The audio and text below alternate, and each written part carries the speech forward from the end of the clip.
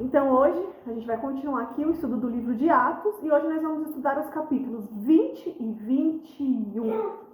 Então vamos aqui relembrar, né? Antes da gente entrar agora no capítulo 20, vamos relembrar rapidamente o que a gente conversou na semana passada do capítulo 19. A gente falou sobre o tumulto que ocorreu lá em Éfeso, que muitos comerciantes ali que vendiam ídolos, eles começaram a ter as suas vendas prejudicadas, porque Paulo, ele pregava as boas novas, Paulo pregava a verdade e ele convencia as pessoas de que deuses feitos por mãos humanas não são deuses de verdade. E com isso, a venda dos ídolos despencaram. E aquelas pessoas que viviam disso, começaram ali a criar um tumulto para poder tirar Paulo ali da jogada, para não acabar com o comércio deles. E essa confusão foi levantada ali por toda a cidade, porque os comerciantes queriam dar fim ali em Paulo, né? Queriam tirar Paulo da cidade, porque ele estava atrapalhando ali o comércio. E aí, com isso, todos ali ficaram sabendo, e o Paulo ele foi impedido pelos amigos de ir até lá o anfiteatro, porque aquela confusão estava acontecendo lá no anfiteatro, porque todos ali se reuniram. E ali Paulo ele foi impedido de ir lá. E aí chegou ali naquele momento, naquela confusão, o escrivão da cidade, e ali ele deixou bem claro, né, que Roma não tolerava desordem, e ele conseguiu ali apaziguar a situação, né, e as pessoas ali se espalharam e acabou a confusão que estava tendo lá em Éfeso, tudo por causa da idolatria, por causa da renda que era gerada através da idolatria. E a gente falou isso na semana passada, né? Quando você, de fato, se entrega ao Senhor, você entrega também o seu trabalho aos pés do Senhor. E se o seu trabalho for algo que desagrada o Senhor, você tem que entregar para Ele, que Ele vai preparar. Ele vai enviar a provisão do céu. É só você ser obediente, ter fé. É só você crer e acreditar e seguir firme, que Deus proverá. E aí agora a gente vai entrar no capítulo 20, Atos capítulo 20. Como eu falei para vocês, dessa vez eu não vou ler todos os versículos, eu só vou ler alguns versículos chaves e eu vou explicando aqui o contexto, com as minhas palavras. Então, Atos 20, versículo 1. Passado o tumulto, né, que foi esse tumulto que eu acabei de relembrar aqui com vocês lá em Éfeso, Paulo mandou chamar os discípulos e os encorajou. Então se despediu e partiu para Macedônia. Enquanto estava lá, encorajou os discípulos em todas as cidades por onde passou. E em seguida desceu a Grécia, onde ficou por 3 meses. Quando se preparava para navegar de volta à Síria, descobriu que alguns judeus conspiravam contra sua vida e decidiu voltar pela Macedônia. Então, Paulo, ele partiu para Macedônia, depois ele desceu a Grécia. Quando se preparava para navegar de volta para a Síria, ele descobriu que alguns judeus queriam dar um fim nele, né? E de navio ali seria facinho, é só empurrar ele ali para o mar e pum, morreu, né? Então, quando ele descobriu isso, ele desistiu e aí ele voltou para Macedônia. Depois disso, quando terminou a festa de pães sem fermento, que é onde ele estava, eles saíram de Filipos e aí eles se reencontraram com alguns irmãos que eram líderes de outras igrejas em Trode. Então, ali em Trode, ele encontrou com esses irmãos em Cristo que eram líderes de várias igrejas ali pelas regiões. E ali eles permaneceram por 1 semana. E esses líderes das outras igrejas se encontraram ali com Paulo porque eles trouxeram para Paulo ofertas que era para levar para Jerusalém. Jerusalém estava passando por uma situação difícil, os irmãos em Cristo ali estavam passando por dificuldades financeiras, então vários gentios que se tornaram cristãos, que eram de outras cidades, foram até ali encontrar com Paulo e reunir e entregar a ele essas ofertas para que ele pudesse levar para Jerusalém. E aí, durante ali essa semana que eles estavam ali reunidos em Trode, no primeiro dia da semana, eles começaram já a ouvir a palavra. Então, Paulo reunia todos e começava a ministrar a palavra, a ensinar a eles. E ali, Paulo estava ali no local reunido com várias pessoas, já era noite, eles estavam até com várias lamparinas acesas. E Paulo começou ali a compartilhar, a ministrar, e ele estava falando bastante, né? Ele tinha bastante conteúdo para poder passar para eles em um período de tempo curto. Então ele estava ali tentando explicar tudo e falar o máximo que ele conseguisse. E nisso, né, foi se estendendo o tempo, já era quase meia-noite, e aí tinha um jovem lá chamado Eutico, que ele estava sentado no parapeito da janela. Então estavam todos ali reunidos naquele local, com as lamparinas acesas, porque já estava tarde, estava noite. E tinha esse jovem rapaz Eutico que estava sentado no parapeito da janela. E aí, de tanto que Paulo estava falando, né, porque ele tinha muita informação para passar, o Eutico já ficou cansado e ele adormeceu. Nessa que ele adormeceu, ele caiu da janela. Estava lá sentado no parapeito e aí ele caiu. E eram uns 3 andares aquela janela. Quando ele caiu, ele morreu. Aí todos ali, né, ficaram assustados, criou aquele alvoroço. Quando foi lá embaixo ver, viu que o Eutico estava morto. E aí eu vou ler agora o versículo 10. Versículo 10 do capítulo 20. Paulo, ele desceu, inclinou-se sobre o jovem e o abraçou. Não se desesperem, disse ele, o rapaz está vivo. Então ali ocorreu um milagre. O Eutico, que era aquele jovem rapaz que estava no parapeito da janela, que adormeceu e caiu, ele morreu. Mas daí Paulo foi até ele e disse, não se desesperem, o rapaz está vivo. E ali o rapaz ressuscitou. Aconteceu ali um milagre, né? E todos que estavam ali receberam aquela injeção de ânimo, receberam aquela injeção de fé. E Paulo ali, ele continuou a falar até o amanhecer. E ali eu tenho certeza que nunca mais ninguém dormiu numa pregação, numa ministração, né? Porque o Eutico dormiu ali no parapeito. Caiu da janela, 3 andares, ele morreu. E aí Paulo foi lá e ressuscitou. Então, se tivesse mais pessoas ali que estavam quase adormecendo, porque realmente era cansativo, né? Paulo tinha muitas informações para passar em pouco tempo, e eles tinham que aproveitar aquele momento que Paulo estava ali, porque Paulo ele vivia viajando, mas ali as pessoas também são de carne e osso, né? Chega uma hora que começa a dar uma baqueada, um cansaço, mas depois que o Eutico ressuscitou, todos ali tomaram uma injeção de ânimo, ficaram atentos, e eu tenho certeza que aquelas pessoas nunca mais dormiram em nenhuma pregação e nenhuma ministração, né? Todos ali foram contagiados pelo poder de Deus, eles puderam constatar que aquele menino morreu e ele ressuscitou, ele foi ressuscitado pelo poder de Jesus Cristo.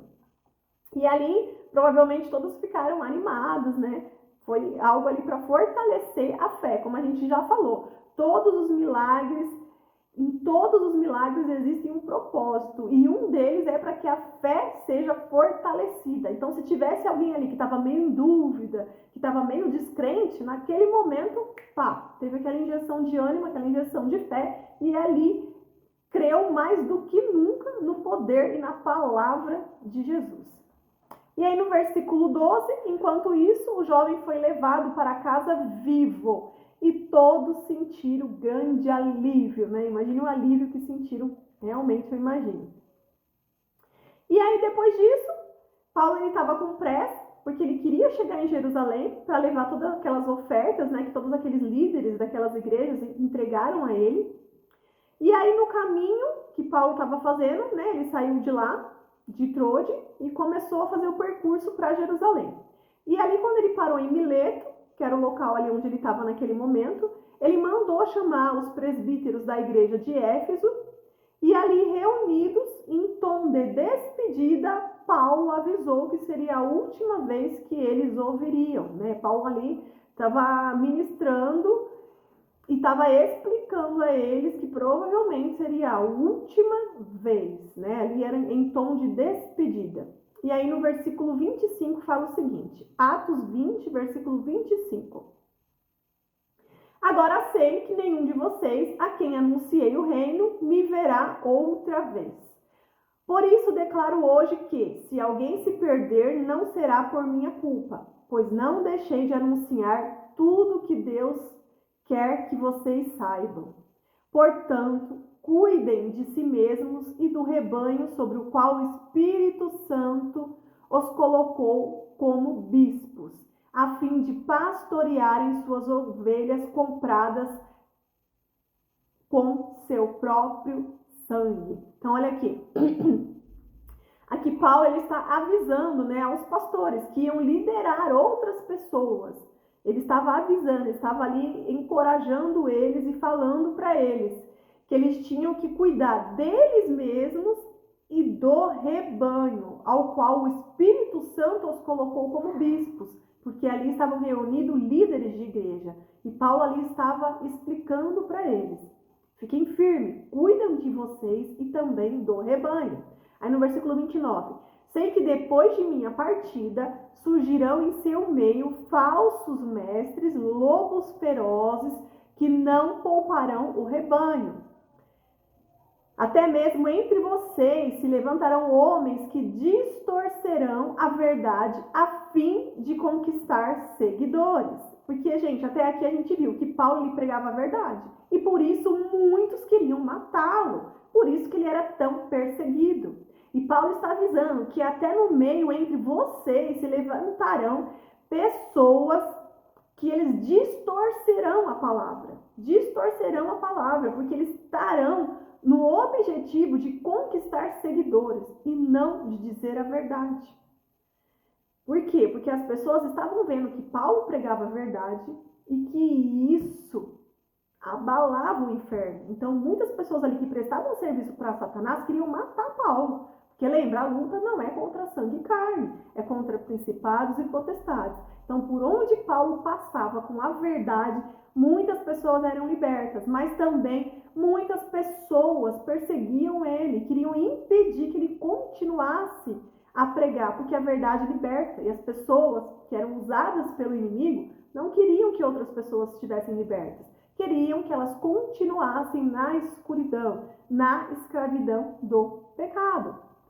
Então, Paulo aqui está avisando isso. Porque Paulo tinha plena consciência que o período que ele passou com eles, ele pregou e ensinou a verdade. E que eles não teriam Paulo para sempre, né? Paulo ali os treinou e agora eles eram líderes de igreja. Então, eles foram treinados para isso, o Espírito Santo estava habitando neles, eles eram templos do Espírito Santo e agora eles tinham que permanecer firmes na verdade. Aí no versículo 31, portanto, vigiem. Lembre-se dos 3 anos que estive com vocês e de como dia e noite nunca deixei de aconselhar com lágrimas cada um de vocês. Então aqui Paulo está falando, vai ser difícil, vigiem. E não se esqueça do trabalho que eu tive com vocês, né? É mais ou menos isso que Paulo está falando, porque esse vai ser o mesmo trabalho que vocês terão com o seu rebanho. Porque Paulo dia e noite os aconselhou, Paulo cansado, várias coisas ao mesmo tempo para resolver, com o povo querendo atrás dele, querendo matar ele, criando um motim para tentar impedir ele. Mesmo assim, ele ali falando a verdade, cansado, com lágrimas, dia e noite, estava aconselhando a todos. E é isso que Paulo queria que eles continuassem a fazer. Aí no versículo 32, e agora eu os entrego a Deus e a mensagem de sua graça que pode edificá-los e dar-lhes uma herança junto com todos que ele separou para si. Jamais cobicei prata, o ouro ou as roupas de alguém. Vocês sabem que estas minhas mãos trabalharam para prover as minhas necessidades e as dos que estavam comigo. Então aqui Paulo está reforçando eles. Olha, vocês sabem que eu nunca cobicei o que não era meu, nunca quis ouro e prata de ninguém, eu nunca quis nem sequer roupas que eram de outras pessoas. Ele está falando que ele trabalhou para prover as suas próprias necessidades e para ajudar aqueles que estavam com ele, né? Aqueles que pertenciam ao ministério dele. Então Paulo ele não foi preguiçoso. Ele não foi aproveitador. E por isso também, gente, que Paulo não constituiu família, né? Desde o começo, Paulo falou que a missão dele era essa, que ele não poderia constituir a família, porque família é um ministério. A família você tem que ter cuidado, você tem que ter zelo. E ele não podia constituir uma família, porque ele tinha um ministério que Deus tinha dado a ele, que era esse, de tirar as pessoas das trevas e levar para a luz. E isso era um ministério cansativo. Ele tinha que, ao mesmo tempo, levar a palavra, andar pelas cidades que eram distantes umas das outras, ele não tinha os transportes que nós temos hoje, então era tudo muito cansativo. Ele era perseguido e, ao mesmo tempo, ele tinha que pensar ali como que ele ia conseguir sobreviver. Então, ele trabalhava, ele fazia tendas, por onde ele passava, ele arrumava um jeito de trabalhar para poder se manter e também para manter todos que estavam com ele nesse ministério. Ele também recebia ofertas de outras pessoas, a gente já leu, estudou isso, mas aqui ele está deixando claro que nos momentos que ele precisava, ele erguia as mangas e trabalhava para poder levantar um dinheiro para eles poderem se manter. E que ele sempre esteve satisfeito com o que ele tinha, né? A gente já leu aqui alguns versículos que ele aprendeu a viver na fartura e na escassez, agradecendo a Deus e vivendo um dia de cada vez. E aí no versículo 35, fui exemplo constante de como podemos, com trabalho árduo, ajudar os necessitados, lembrando as palavras do Senhor Jesus, a bênção maior em dar do que receber. Olha só essa frase, que legal, né? Em algumas versões está, melhor dar do que receber. Isso realmente é muito bom, porque presta atenção, se hoje você tem uma renda mensal, se hoje você tem o privilégio de poder se manter sem precisar receber nada de ninguém, sem precisar receber doação de ninguém, tem que dar glória a Deus, porque na verdade você tem condições de abençoar alguém quando for necessário. E é muito melhor você dar do que você receber. É muito mais gratificante você dar do que você receber. Você já pôde dar algo a alguém?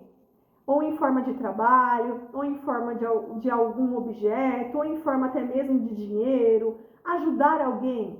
Você já sentiu essa alegria, aquela satisfação de poder dar? Glória a Deus! Graças a Deus eu já pude ter essa satisfação. E isso é algo inexplicável. Sabe quando uma criança, ela quer muito ajudar, mas ela não tem condições de ajudar uma pessoa porque ela não tem dinheiro. Mas daí ela ganha um dinheirinho e toda feliz ela pega aquele dinheirinho que ela tem e ela vai e entrega para uma pessoa que ela queria ajudar muito. Então aquela satisfação, tudo aquilo que é liberado dentro dela por poder dar, é inexplicável, é uma sensação muito boa. E é muito melhor você poder dar do que você receber, né? É ótimo também quando a gente recebe as bênçãos. É ótimo quando pessoas podem nos abençoar de alguma forma. Mas a sensação de dar é muito melhor do que a sensação de receber. Então a gente sempre tem que ter isso em mente. Senhor, me abençoa, papai, para que eu possa ser instrumento para abençoar outras pessoas, Senhor. Né? Me ajuda, Senhor, na minha estrutura financeira, papai. Me dê sabedoria, capacidade para que eu possa administrar bem tudo aquilo que o Senhor me der sobre as minhas mãos. Tudo aquilo que o Senhor colocar sobre as minhas mãos, que eu possa fazer uma boa administração. E que eu possa ser instrumento de bênção, para que eu possa ser canal de bênção. Mas a gente junto sempre tem que pedir sabedoria e a gente sempre tem que pedir capacitação. Para a gente não fazer, às vezes, as coisas que é da carne, não é do espírito. A gente tem que ter esse discernimento, né? Porque até para dar, você tem que ter o discernimento espiritual. Porque, às vezes, você pode estar atrapalhando algum processo que Deus quer trabalhar naquela pessoa. Então, para tudo, primeiro a gente tem que orar e a gente tem que sempre se alegrar quando a gente puder abençoar alguém. Porque é muito melhor dar do que receber. E aí a gente já vai entrar agora no capítulo 21. E ali todos choraram muito, se despediram de Paulo. Paulo seguiu viagem ali, caminho a Jerusalém. E nesse trajeto, Paulo ele foi passando por algumas cidades e se despedindo dos irmãos. Aí no versículo 10 do capítulo 21. Muitos dias depois, chegou da Judeia um profeta chamado Ágabo. Ele veio ao nosso encontro, tomou o cinto de Paulo e com ele amarrou os próprios pés e as mãos. E em seguida disse, o Espírito Santo declara, assim o dono deste cinto será amarrado pelos judeus em Jerusalém e entregue aos gentios. Ao ouvir isso, nós e os irmãos dali suplicamos a Paulo que não fosse a Jerusalém. Por que está escrito aqui nós? Porque aqui é Lucas relatando tudo o que estava acontecendo. Aí no versículo 13. Ele, porém, disse: por que todo esse choro?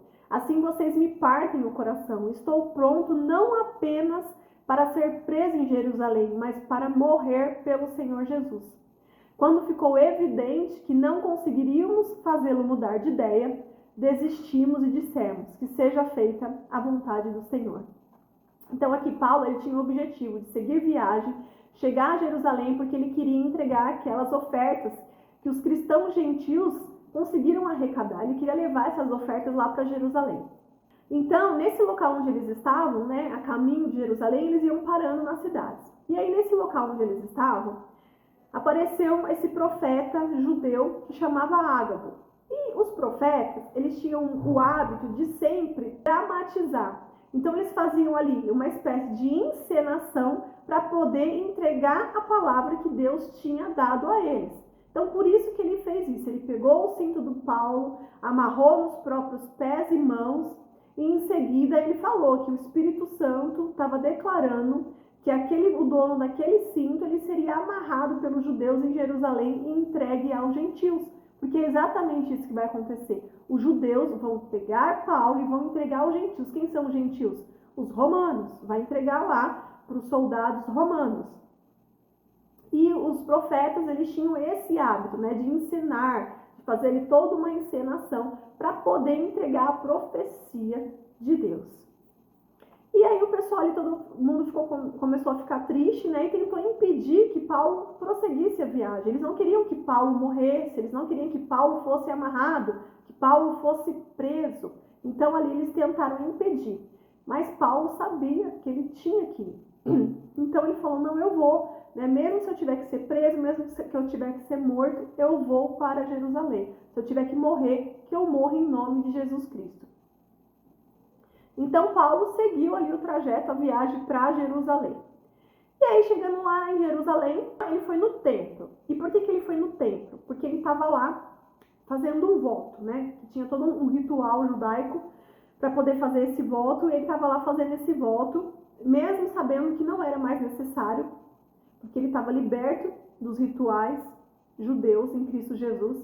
Mas mesmo assim, para não arrumar confusão, na mesma coisa que foi lá na questão da circuncisão, quando ele falou com Timóteo, da mesma forma ali ele falou para não arrumar confusão entre os judeus que se converteram ao cristianismo, ele cumpria ali alguns rituais. Ele estava ali dentro do templo cumprindo esses rituais.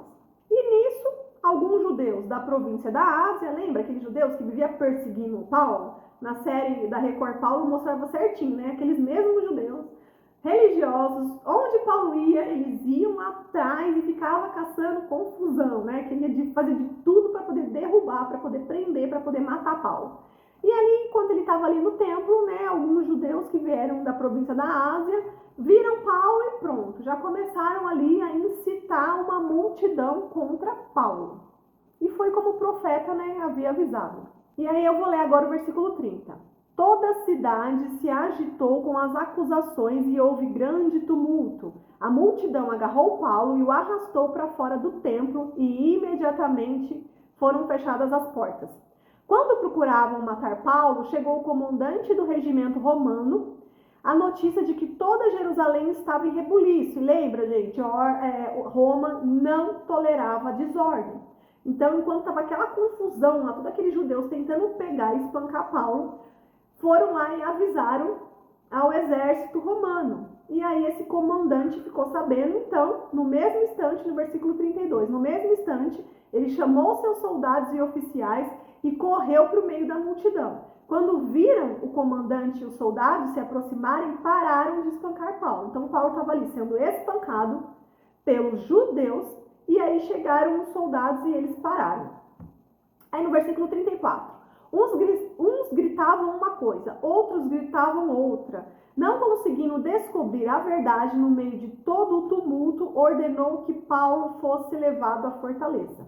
Quando Paulo chegou às escadas, o povo se tornou tão violento que os soldados tiveram que levá-lo nos ombros para protegê-lo. E a multidão foi atrás gritando, matem-no, matem-no. Então olha só, gente, vamos refletir aqui para a nossa vida. Paulo, ele estava sendo espancado pelos judeus. né? Era pela nação santa, por aqueles que eram separados. Paulo também era judeu. Mas Paulo, ele permitiu que as águas purificadoras purificassem ele. Ele permitiu que o seu coração fosse lavado. Ele permitiu que ele fosse liberto da escravidão, daquele pecado. Que ele fosse liberto da justiça própria. E ali ele foi instrumento nas mãos de Deus. Ele pregava a palavra. E aqueles religiosos engessados estavam resistentes ao Espírito Santo. Eles não queriam mudar. Eles queriam que as coisas continuassem daquele jeito. Porque daquele jeito eles estavam na zona de conforto. Porque daquele jeito era algo que agradava a eles, de alguma forma. E eles não queriam mudar. E os próprios judeus queriam matar e espancar Paulo. E aqueles soldados romanos, os gentios, que não eram cristãos, não era o povo separado, foram lá, pegaram Paulo e viram que ele estava sendo tão agredido que tiveram que pegar Paulo e colocar nos ombros para tirar daquele local. Então, muitas das vezes, a gente busca socorro entre os próprios cristãos, entre pessoas da nossa religião. Só que o socorro, ele vem de uma pessoa que às vezes nem tem a sua religião, que nem tem a sua fé. Porque Deus usa quem Ele quer, quando Ele quer. Porque não é porque a pessoa ela tem uma religião que ela serve a Deus. Não é porque a pessoa tem uma religião que aquela pessoa está sendo conduzida pelo Espírito Santo. Ali era nítido que aqueles judeus religiosos estavam sendo conduzidos pela carne. Estavam sendo conduzidos pela vontade da carne deles e não pelo Espírito. E ali, aqueles soldados tiveram que tirar Paulo daquela multidão. Por isso que a gente precisa todos os dias pedir discernimento espiritual. Por isso que a gente precisa encontrar na palavra de Deus o equilíbrio. A gente não pode passar da linha tênue que nos leva para o lado da religiosidade, aquele espaço onde nos deixa engessado e incapazes de sentir o amor de Cristo. A gente precisa ter muito esse discernimento espiritual. E para isso a gente precisa orar, a gente precisa buscar a Jesus. Tem que ir atrás, tem que buscar. Incansavelmente, a gente tem que mergulhar de cabeça nas palavras, nas escrituras. Mas não é para se tornar uma pessoa engessada e religiosa. Não. É para que a gente seja cada vez mais fortalecido pelo Espírito. É para que a gente tenha discernimento. É para que a gente não faça injustiça, assim como esses judeus estavam fazendo com Paulo, assim como os próprios judeus fizeram com o próprio Jesus. Jesus veio para os seus e os seus não o receberam.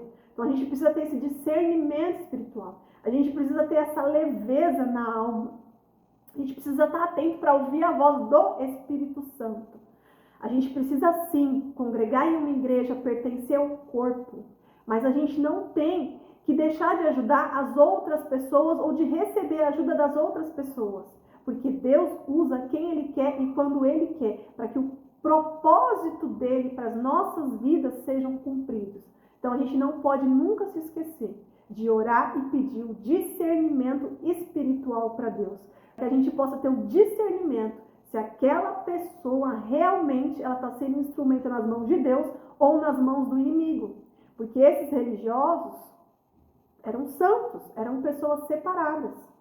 Só que eles não estavam prestando serviço para Deus, eles estavam prestando serviço para o inimigo, certo? E nós fomos chamados para ser luz e sal, para ser a diferença nesse mundo.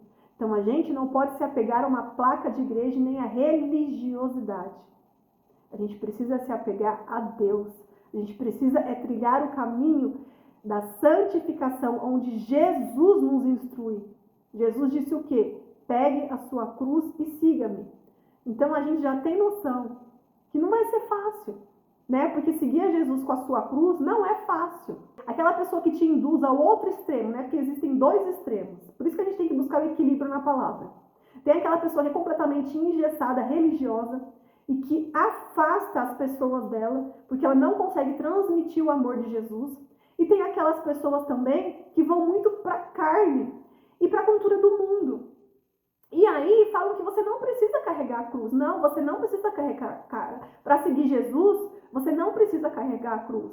Então entende, gente? A gente tem que estar ali exatamente dentro, no centro da vontade de Deus. A gente precisa procurar o equilíbrio na palavra, a gente precisa discernir o que o Espírito Santo quer nos dizer, aonde que ele está nos conduzindo, para que a gente não se perca nos excessos, nem nos excessos da religiosidade e nem nos excessos da cultura deste mundo. Então a gente tem que sempre buscar Deus, todos os dias, sempre estar olhando para o alto, sempre, né? Porque aqueles que olham para o Senhor, eles são radiantes.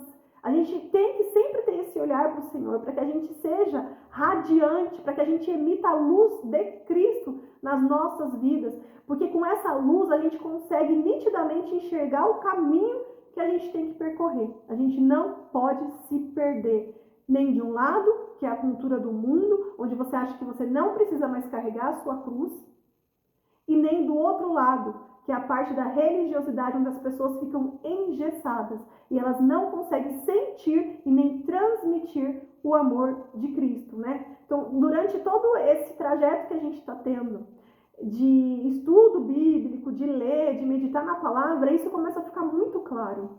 Sempre buscar o discernimento. Então, não adianta você ler a Bíblia sem o Espírito Santo.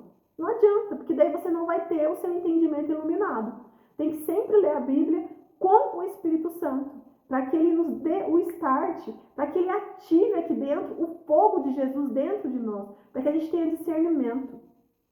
Aí o Senhor vai nos capacitando, vai nos enchendo de sabedoria, de inteligência e vai nos ajudando a colocar a palavra de Deus na prática no nosso dia a dia.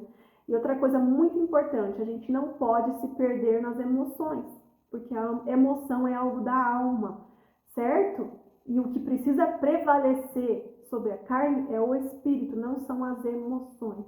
Então a gente sempre tem que buscar o espírito, né? O fortalecimento do espírito. A gente não pode se deixar levar pelas emoções, porque lembra, de tudo que se deve guardar, guarde o seu coração, para você não se perder nas emoções. A gente tem que ouvir a voz de Deus e não a voz do nosso coração.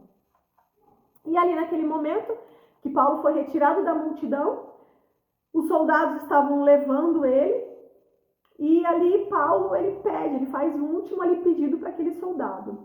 E ele pediu àquele comandante, Paulo ali falando em grego, com aquele comandante, porque era em grego que eles falavam, Paulo pediu se ele poderia, por um momento, só dar uma palavra ali para aquela multidão. Ele queria conversar com aquela multidão antes que ele fosse preso. E ali os soldados, depois vocês leiam nos outros versículos que está escrito, o soldado até fica impressionado, porque Paulo estava falando em grego, e porque também os soldados achavam que Paulo era um egípcio, que sempre arrumava confusão por ali. E ali o comandante pergunta para o Paulo, mas você não é aquele egípcio? E o Paulo fala, não, eu não sou, né? E aí o comandante ele pôde sentir quem era Paulo, e aí ele permitiu que Paulo, então, naquele momento, pudesse falar com aquelas pessoas, aquelas próprias pessoas que estavam tentando matá-lo. Então, Paulo se virou para a multidão, todo ferido, todo ensanguentado, machucado, e ali em aramaico, na língua do povo dele, né, dos judeus, ele começou ali a falar. E ali todo o discurso dele está registrado no capítulo 22, que a gente vai falar na próxima semana. Na próxima semana eu vou trazer ali as principais partes do discurso de Paulo, que ali no começo ele começa declarando a sua identidade, que ele também era judeu, que ele foi treinado por Gamaliel, para que as pessoas ali pudessem entender isso. Vocês estão querendo matar um judeu, uma pessoa que pertence ao povo de vocês, uma pessoa que foi treinada por Gamaliel, que era uma pessoa importante no meio dos judeus. Então, Paulo ali primeiro estava apresentando a identidade dele para ver se aquelas pessoas tomassem consciência daquilo que eles estavam fazendo, que eles estavam querendo destruir alguém que pertencia ao próprio povo deles, e depois ali no decorrer do capítulo 22, ele começa a falar outras coisas. E isso eu vou pegar depois as partes importantes e a gente vai falar na próxima semana no capítulo 22. Então é isso, gente. Eu acho que o mais importante que tem desses dois capítulos que a gente falou hoje é justamente isso. É buscar o equilíbrio em Deus. buscar o equilíbrio na palavra de Deus, porque eu acho que esse é o maior desafio, né? Pelo menos é o meu desafio, porque a gente vai estudando, estudando, estudando, e a gente vê que, na verdade, não existe uma conta certa, né? Na verdade, você não pode ser um robozinho e você ficar falando, assim eu faço assim eu faço daquele jeito, e não, nessa situação é assim, não. Não é isso. Você é conduzido pelo Espírito Santo. Então a gente tem que se encher da palavra, encher, que a palavra vai entrando aqui na nossa mente, vai renovando a nossa mentalidade, certo? E o discernimento do Espírito vai tomando conta das nossas ações, das nossas atitudes, do nosso agir, do nosso falar. Então todos os dias o Senhor vai nos limpando, nos purificando para que a gente seja conduzido ao caminho reto. E nesse caminho reto é um caminho onde a gente vai errar, onde a gente vai cair, onde a gente vai machucar, onde nós seremos machucados pelas pessoas. Então a gente trilhando esse caminho é um caminho onde a gente vai adquirindo experiência, a gente vai trilhando, carregando a nossa cruz. Então muitas das vezes a gente vai trilhando em meio ao caos, em meio às tribulações, em meio às turbulências. Muitas das vezes a gente não vai ter aquilo que a gente quer, a gente nem sempre vai frequentar os ambientes que a gente gostaria, a gente nem sempre vai ter um ambiente da presença de Deus 100% nos ambientes onde a gente trabalha, na nossa casa, nos lugares onde a gente convive, nem sequer na própria igreja. E mesmo assim a gente precisa ter esse discernimento, que as pessoas são falhas, que as pessoas são pecadoras, e que a gente precisa ter esse amor, né, esse olhar de amor em Cristo. Por isso que a gente precisa sempre se apegar, porque se você não se apegar a Cristo, facilmente você acaba deslizando, você acaba desviando, porque não é fácil. Imagine, você ter o amor de Cristo, quando uma pessoa vir bater na sua face, você tem que dar outra face, você tem que perdoar, né? Você tem que liberar o perdão àquela pessoa que te fez muito mal a um ente querido seu. Então não é fácil. Mas a gente precisa obedecer, é seguir em frente a obedecer e buscar o equilíbrio na palavra de Deus. Buscar o discernimento no Espírito Santo. Somos templo do Espírito Santo. E o Espírito Santo, ele nos dá esse discernimento. Então, todos os dias, a gente tem que orar. Todos os dias, a gente tem que se encher da palavra para poder conhecer a Deus. Porque como que a gente conhece a Deus? É através da palavra. A gente vai lendo e vai conhecendo cada vez mais as características de Deus. A gente vai conhecendo cada vez mais o caráter de Deus. E nós vamos sendo moldados por isso. Nós vamos sendo transformados. A gente vai sendo limpo e purificado. Cada um no seu tempo. Porque as pessoas, elas são diferentes. A transformação de cada um ocorre em tempos diferentes. Porque cada pessoa, ela tem um jeito, ela tem um temperamento, e Deus trabalha de forma diferente em cada um, né? Porque nós somos únicos e Deus sabe disso. E todos os dias a gente precisa agradecer pela misericórdia do Senhor, né? Porque imagine, todos os dias a gente peca, todos os dias. E aí quando a gente toma consciência que a gente agiu pela carne, que a gente fez algo errado, a gente precisa se prostrar perante ao Senhor e pedir perdão todos os dias. Então aquela pessoa que no final do dia ela não teve consciência dos erros que ela cometeu ao percorrer do dia, é porque na verdade ela não está permitindo que o Espírito Santo a convença disso.